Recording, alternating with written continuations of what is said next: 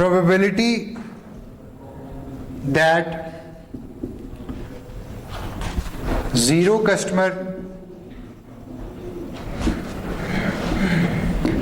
in the system, आपकी probability क्या है 1 minus lambda by mu, P nought इसको कहेंगे पी नॉट। पी नॉट होता है 1 माइनस लेमडा बाय म्यू, ठीक है। और अगर आपसे वो कहता है probability that 4 customer in the system, तो आपने निकालना है P4। P4 is equal to P nought lambda by mu की वैल्यू है 4, n होता था, ठीक है ना। यहां से आप इसमें वैल्यूज डाल के निकाल लें। इसको सॉल्व कर लेंगे, वैल्यूज डाल देंगे, पी नॉट यहां से निकलेगा, पी नॉट को इधर डालेंगे, लेमडा 4 डालें, ये आपकी निकल जाएगी।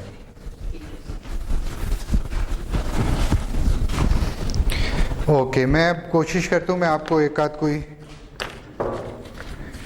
मल्टी का मतलब मॉडल बी का क्वेश्चन। असल में मैं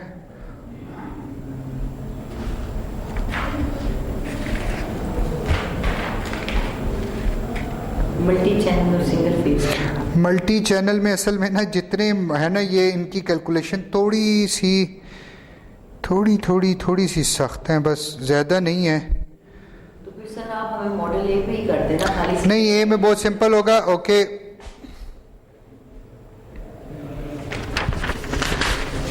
जितना मैं शॉर्ट रख सकता हुआ ना आपको, लेकिन उसका आपको सेंस होनी चाहिए, ठीक है। एक में okay, question number 2 is the new accounts officer at the Citizen Northern Saving Bank enrolls all new customers in checking accounts. During the 3 weeks period in August encompassing for the beginning of a new school year at the state university, the bank opens a lot of new accounts for the students. The bank estimates that the arrival rate during this period will be Poisson distribution with an average of 4 customers per hour. सारी अंग्रेजी के बाद क्या पता चला कि आपका जो अराइवल रेट है, योर लेमडा इज 4, ठीक है, 4 कस्टमर्स पर आवर। ओके, अच्छा, उसके बाद क्या है, the service time is exponentially distributes with an average of 12 minutes पर customer to set up a new account. जी, 12 मिनट्स पर कस्टमर। तो ये क्या चीज है, 12 मिनट्स पर कस्टमर। हर कस्टमर पे कितना टाइम लग रहा है, 12 मिनट। तो ये क्या चीज है, सर्विस रेट है, सर्विस टाइम है? सर्विस टाइम है जी, सर्विस टाइम है, पर कस्टमर है ना, पर कस्टमर है, ठीक है ना। Service time, your service time is, sir ये तो म्यू होता है ना? नहीं, सर्विस टाइम म्यू कहां से होता है? सर्विस टाइम इज 12 मिनट्स पर कस्टमर है। If it is your service time है तो आपका यहां से म्यू क्या आ जाएगा, which is your service rate. Service rate आपका क्या आ जाएगा, ये जो सर्विस टाइम होगा 60 डिवाइडेड बाय 12, तो ये आ जाएगा 5 कस्टमर्स पर आवर। समझ आ रही है यहां तक, क्लियर है?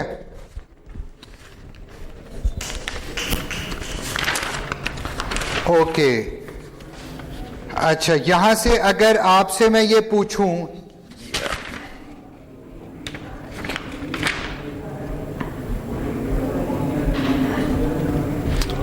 चलें अब आप मुझे बताते जाएं, यहां से अगर मैं पूछूं सिस्टम यूटिलाइजेशन क्या है, रो क्या है, what is rho, lambda by mu है, ठीक है। लेमडा बाय म्यू क्या होगी, 4/5 इज इक्वल टू 0.8 है, ठीक है।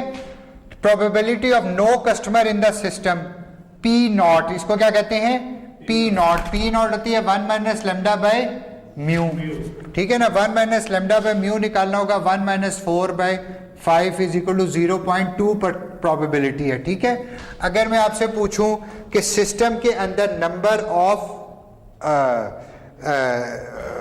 Of customer in the system पूछ लूं, यहीं से मैं अगर आपसे पूछ लूं कि number of customers in system, तो क्या होगा, एल होगा। तो एल का फार्मूला है lambda by mu minus lambda, ठीक है। तो 4/5 माइनस 4, तो ये आपका जो भी आता है, ठीक है ना। एल, यहां से मैं इसी तरह number of customer in Q पूछ सकता हूं कि क्यू में कितने हैं, तो वो क्या होगा, एल क्यू। एल क्यू का फार्मूला होता है रो इंटू एल, ठीक है ना। यहीं से मैं आपसे पूछ सकता हूं सिस्टम में कितना टाइम लगता है, तो वो डब्ल्यू होगा, ठीक है। डब्ल्यू का फार्मूला होता है 1/म्यू माइनस लेमडा। और इसी तरह मैं अगर आपसे ये पूछ लूं कि क्यू में कितना टाइम लगता है, तो वो होता है रो इंटू डब्ल्यू, ठीक है। समझ आ गई है। आपको ज्यादा से ज्यादा सर्विस रेट दिया जाएगा, service rate, service time, arrival rate, ठीक है। या हो सकता है सर्विस रेट को ना दिया जाए, कहीं से सर्विस रेट निकलता हो वो दे दिया जाए। जी, समझ आ रही है आपको, क्लियर है। बस आप ये ध्यान में रखें कि जिस जो लेवल ऑफ डिफिकल्टी है, वो लेवल ऑफ डिफिकल्टी मोर और लेस इतना ही होगा। Level of difficulty will be the same, लेकिन छोटी सी उसमें it will be I would just say कि मैं उसको इस तरह से क्वेश्चन को डालूंगा कि मैं ये जज कर सकूं कि आपको इन चीजों की समझ है या नहीं है, ठीक है ना। आप इसमें से सही चीजों को निकाल सकते हैं या नहीं है, क्योंकि अदरवाइज अगर मैं आपको ऐसा ही सिंपल क्वेश्चन दे दूं तो ये तो 6th के बच्चे के लिए सवाल है। उसने एक लेमडा लिखना है, एक म्यू लिखना है, लेमडा को म्यू से डिवाइड कर देना है, ऐसे ही है ना। मतलब देर इज, तो आपको मैं थोड़ा सा ऐसा सिनेरियो दूंगा कि आपको उसकी कैलकुलेशंस मुश्किल नहीं होंगी, उसकी आइडेंटिफिकेशंस चैलेंजिंग होंगी। समझना बड़ा मुश्किल होगा। बस समझने के लिए आपको थोड़ी सी मेहनत करनी पड़ेगी, ठीक है ना।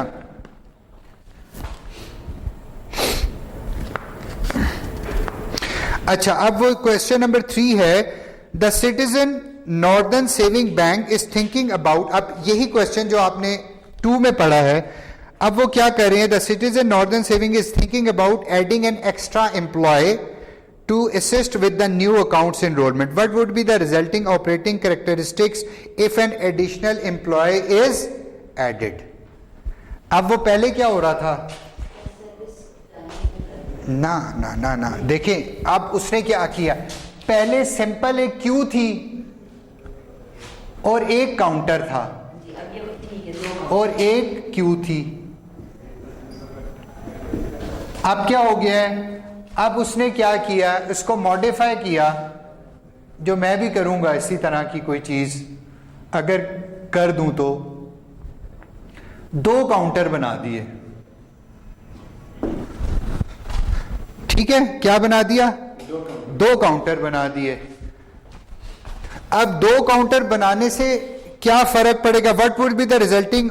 अच्छा, अब आपसे अगर मैं ये पूछूं कि ये जो मैं आपसे पूछ रहा हूं ना कि रो क्या है, एल क्या है, एल क्यू क्या है, डब्ल्यू क्या है, डब्ल्यू एस क्या है, ये हैं ऑपरेटिंग कैरेक्टरिस्टिक्स।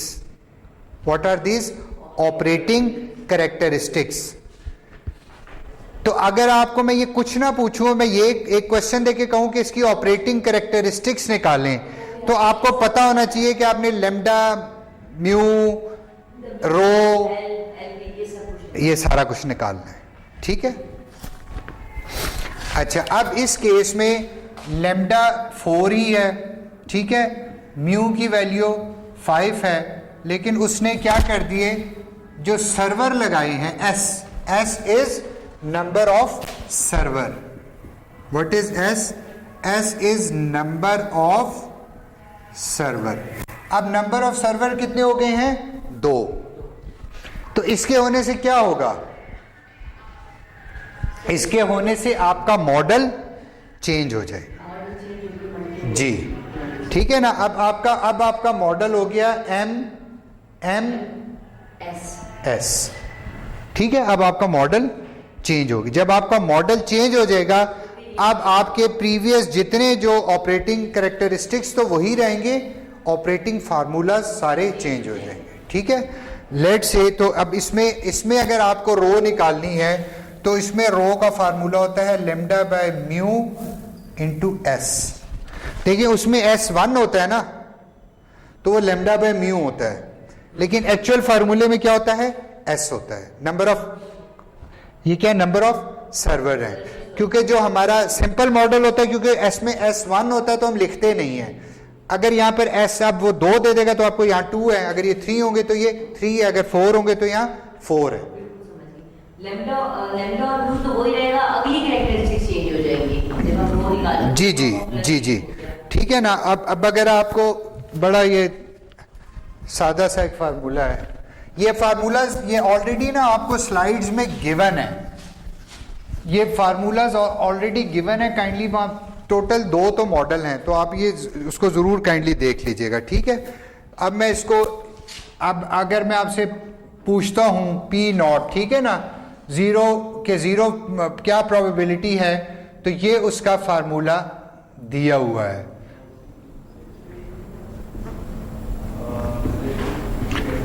ये थोड़ा सा आपका इम्तिहान होगा आपकी कैलकुलेशन का, मुश्किल ये नहीं है भाई, ये याद रखें।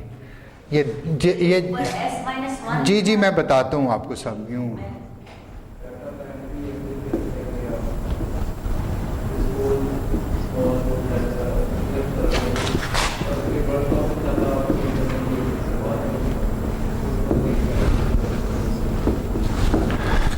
इसमें आप वैल्यू डालेंगे और इसको सॉल्व कर लेंगे। अगर P नॉट आपसे पूछा जाएगा, P नॉट पूछा जाएगा, इसको आप सॉल्व कर लेंगे। इसमें आपने क्या करना है, सिंपल देखें, कोई परेशानी की बात नहीं है। n की वैल्यू पहले 0 रखनी है, फिर कहां तक जाना है, s क्या है, 2 है, तो 2 माइनस 1 क्या है, 1 है। तो एक n की वैल्यू 0 रखनी है और एक n की वैल्यू 1 ये देखिए ना, यहां से यहां तक जा रहा है ना आपका, तो एक दफा 0 रख देंगे, एक दफा 1। मुश्किल आ रही है आपको? नहीं सर, देखो ना, इसने कहां जानी है, वैल्यू ने 0 से s माइनस 1 तक जानी है, तो एक दफा s माइनस 1, 2 माइनस 1, 1 हो गया। एक वैल्यू आपने एक इस पूरी चीज में 0 डालोगे, एक पूरी चीज में 1 डालोगे। देखो ऐसे करेंगे आप, एक आप लिखोगे लेट से लेमडा, मैं आपको एक लिख देता हूं ना, 4/5 की पावर क्या है, 0 ओवर 0 का फैक्टोरियल, और दूसरी क्या होगी 4/5 की पावर 1 ओवर 1 का फैक्टोरियल। ये इसको मैंने खोल दिया। देखें, एक दफा मैंने इस फार्मूले में 0 की वैल्यू पुट की है, एक दफा इस फार्मूले में जैसे मैंने आपको वो बताया P नॉट P1 P1, ये इसको मैंने खोल दिया, बस दैट्स इट जी। वो जो भी हो गया वो आप देख लीजिएगा, ठीक है ना। तो कोई इतनी इसमें मुझे नहीं समझ आ रही कि कोई परेशानी। 4/5 2 ओवर 2 का फैक्टोरियल 1 ओवर 1 माइनस रो आपने निकाली, रो क्या थी, जो रो क्या है, 0.4 है, 0.4 है, 0.4 है, देखिए ना। और ये -1 का मतलब ये कि जब ये पूरा सॉल्व होगा इसका रेसिप्रोकल ले लेंगे, ठीक है। इसको सॉल्व कर लिया। अच्छा, उसके बाद अगर आपसे लेट से LQ का फार्मूला होता है मल्टीपल में rho P naught rho by mu की power S into rho divided by S का फैक्टोरियल ओवर 1 माइनस रो का स्क्वायर। सारी वैल्यूज अवेलेबल हैं, इसमें डालोगे निकाल लोगे, ठीक है। एल क्यू निकाल लोगे। अगर डब्ल्यू क्यू पूछा जाएगा तो डब्ल्यू क्यू होता है L Q divided by lambda, ठीक है। और सिंपल जो डब्ल्यू होता है वो होता है W Q plus 1 over mu. और सिंपल अगर एल आपसे पूछा जाएगा तो lambda by lambda into W होता है, तो आप उसको कर लोगे। Simple lambda mu rho number of servers अगर ज्यादा है तो एस की वैल्यू ये आप निकालेंगे। जब ये निकाल लेंगे उसके बाद आपने सिर्फ मॉडल आइडेंटिफिकेशन करनी है। मॉडल आइडेंटिफिकेशन में अगर तो सिंगल सर्वर है, सादे सादे आपके पास फार्मूला हैं, फार्मूले डालें। अगर मल्टीपल सर्वर है, फार्मूला अवेलेबल हैं। मैंने आपको यह कहा कि मैं आपको बहुत लंबी कैलकुलेशंस, अगर मल्टीपल सर्वर होता है तो देखिए जैसे इसमें टोटल 2 स्टेप हैं। अगर आप ये मुझे कहते हैं ना कि n की वैल्यू 0 से लेकर 5 तक है तो फिर उसमें 5 स्टेप्स आते, तो वो सिर्फ टाइम कंज्यूमिंग था। तो इतने स्टेप्स इन्वॉल्व मोस्टली नहीं होंगे, यानी कि आपको 1 2 3 स्टेप्स के अंदर ही क्वेश्चन। लेकिन इस लेवल के ऊपर आपको इतनी इक्वेशन सॉल्व करनी आनी चाहिए, क्योंकि इतनी इक्वेशन तो मेरे ख्याल में तो 9th-10th का बच्चा भी सॉल्व कर लेता है। क्यों मैम, आपके स्टूडेंट कर लेते हैं ना। तो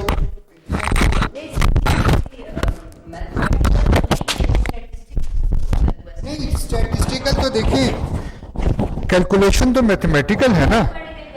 आपकी ये जो कैलकुलेशंस हैं ये मैथमेटिकल है, ठीक है।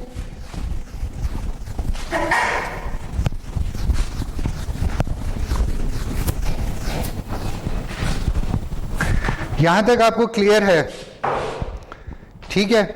सिंगल मॉडल समझ आ गया है, मल्टीपल मॉडल आपको समझ आ गया है, ओके। अच्छा, जी जी जी जी जी जी। देखिए उसमें अब प्रॉब्लम यह है कि मोस्ट प्रोबेबली अगर आपका अगर तो देखें अगर ऑन कैंपस यहाँ पर सारे स्टूडेंट होते तो मैं कभी भी open book open notes paper ना बनाता, फिर मैं आप लोगों को फार्मूला शीट दे देता, अलाउ कर देता, लेकिन ओपन बुक ओपन नोट्स नहीं होता।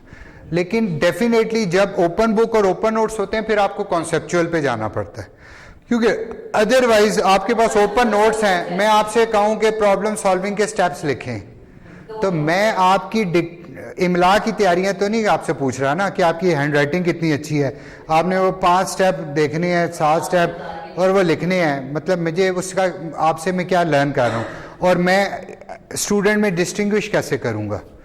तो अगेन जब ओपन बुक ओपन नोट्स होता है, कोर्स हमारा आपको मेरा नहीं ख्याल बहुत ज्यादा है कि ज्यादा है, नहीं ज्यादा तो नहीं है, लेकिन सर वो टॉपिक जैसे शुरू वाले स्टैटिस्टिक्स के वो मीडिया निकाल रहे हैं जी, इसी तरह के आप देखिए क्वेश्चंस को मैथमेटिकल टाइप। देखिए मैं आपको जनरली मैं आपको 100 मार्क्स का पेपर होगा टोटल,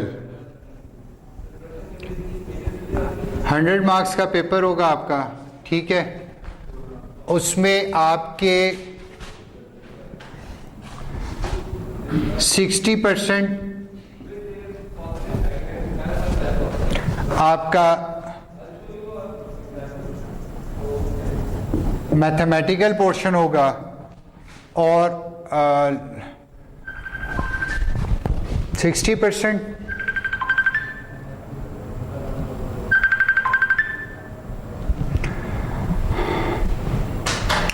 ऑब्जेक्टिव भी आपके डाल दूं, आपके वो कुछ भी हो सकते हैं आपके, लेट से के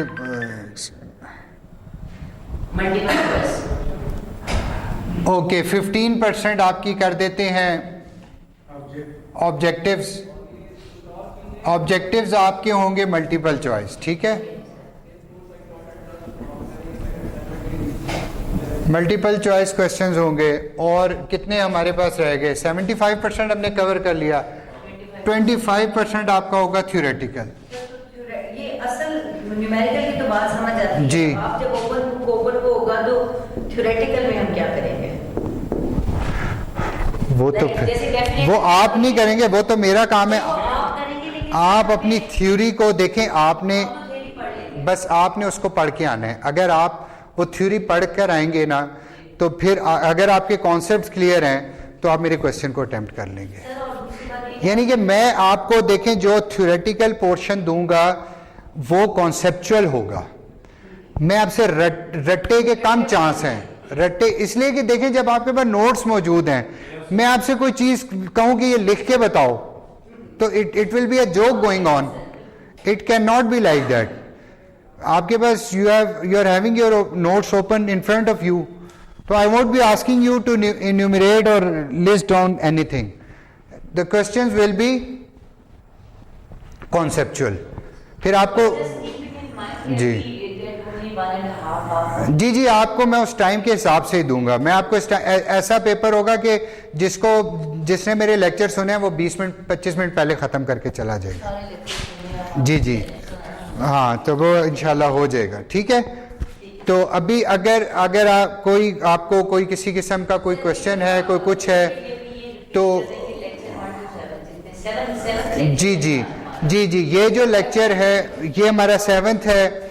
ये आपके साथ आज ये इसका जो वीडियो लेक्चर आप शेयर करेंगे आज तमाम स्टूडेंट के साथ, ठीक है। थ्योरी ऑफ कंस्ट्रेंट्स के ऊपर ध्यान दें, थ्योरी ऑफ क्यूइंग थ्योरी के ऊपर ध्यान रखें। उसके बाद आपको डिसीजन सिस्टम्स करवाए हैं, प्रॉब्लम सॉल्विंग की जो चीज़ें करवाई हैं, सब तमाम कोर्स आपने अच्छी तरह दे के कॉन्सेप्चुअली करके आना है।